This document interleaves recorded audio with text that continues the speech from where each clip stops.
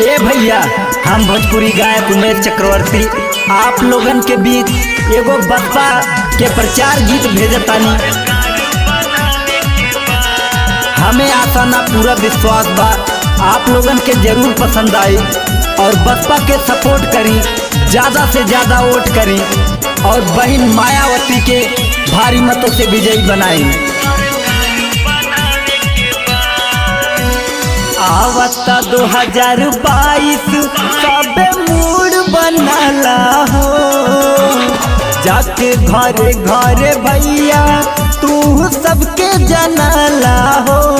ए भैया अब की, ए भैया अब की, ए भैया अब की वाला चुनौआ बसपा के जितावे के बाद बहन कुमारी मायावती के सरकार बनावे के बाद।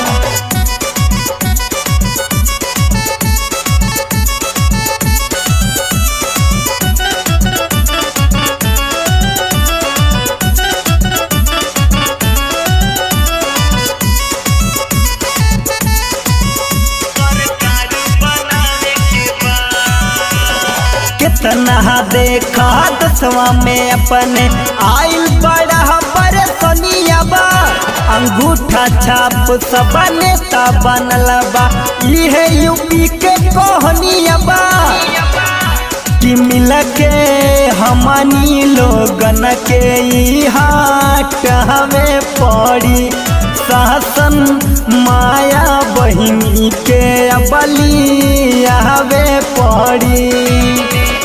लूजर मुजर नेता के हवा से हटावे के बाद चाची बहिन महतारी ये सबके बतावे के बाद। ये भैया अब की, ये भैया अब की, ये भैया अब की वाला चुनौआ बसपा के जितावे के बाद बहन कुमारी मायावती के मुख्यमंत्री बनावे के बाद।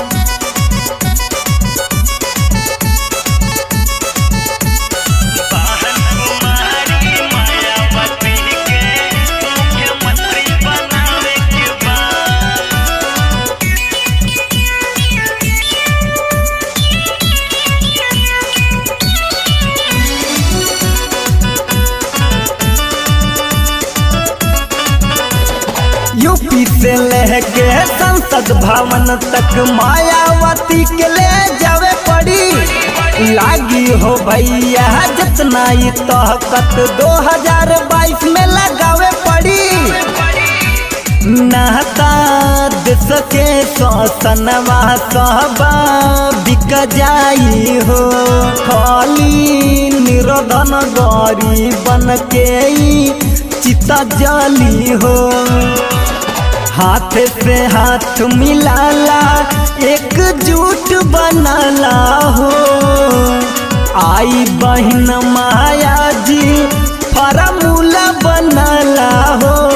ए भैया अब की, ए भैया अब की, ए भैया अब की वाला चुनौआ बसपा के जितावे के बाद बहन कुमारी मायावती के मुख्यमंत्री बनावे के बाद।